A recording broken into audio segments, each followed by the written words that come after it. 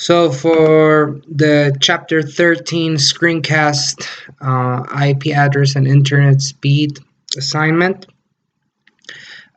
first I wanted to check my internet speed, which was surprisingly less than what I expected. I usually use internet services that include at least 20 megabytes per second, just because I do go on YouTube a lot, and especially for this class I basically upload all of these videos to YouTube, and I do need fast internet.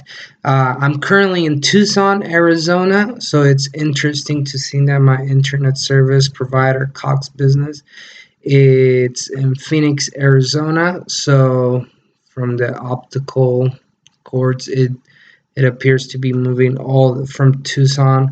We're obtaining the information from Phoenix, so it's a little bit far. This was also surprising to see. And I should have 20 megabytes per second, but since we share the internet connection in the apartment complex, is an apartment complex of approximately 100 studios here in Tucson, where I don't live permanently, but I come here often. This makes sense because we're sharing internet with all of these locations. Now my IP address is located in Chandler, Arizona, which is 30 minutes from Phoenix, Arizona. That's also interesting, as I said, because I'm in Tucson. That explains why the NAT, how IP addresses have been reduced over the years by using NAT, so that we don't have that many IP addresses for each particular device. So my device, the address is probably shared. This IP address is probably very similar to all the devices that are here in the building in Tucson.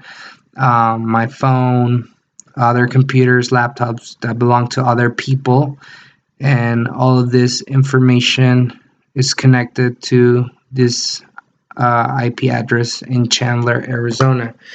So that's interesting.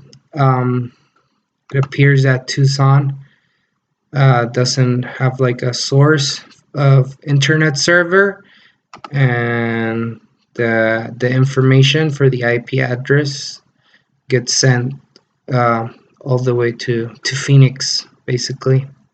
Yeah. So that's it for this assignment.